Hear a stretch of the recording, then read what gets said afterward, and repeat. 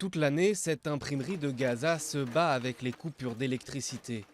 Mais cet hiver, la consommation a bondi à cause du froid dans l'enclave palestinienne et les 8 heures de courant par jour habituelles ont été divisées par 2. Comme vous le voyez maintenant, l'électricité a été coupée. 3 ou 4 heures et ça coupe. Là, j'utilise un générateur de 2 kW.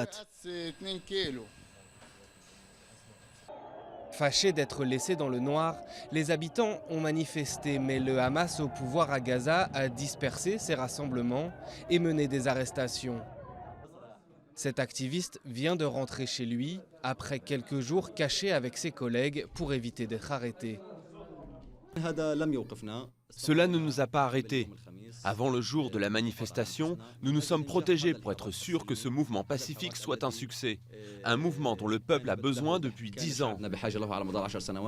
Les coupures existent depuis des années à Gaza à cause des lignes électriques vieillissantes et des faibles capacités de production. Et elles ont été aggravées par les disputes entre le Hamas et le Fatah, le groupe rival qui dirige la Cisjordanie. Mais après les dernières manifestations, le Hamas a trouvé une aide extérieure pour revenir aux 8 heures de courant quotidiennes.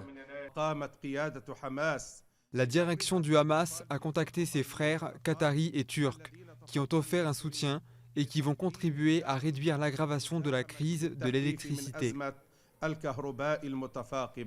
Les rues du camp de Jabalia sont aujourd'hui calmes.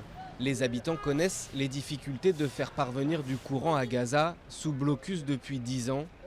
Mais le Hamas est sous pression pour répondre à leurs besoins et éviter de nouvelles tensions.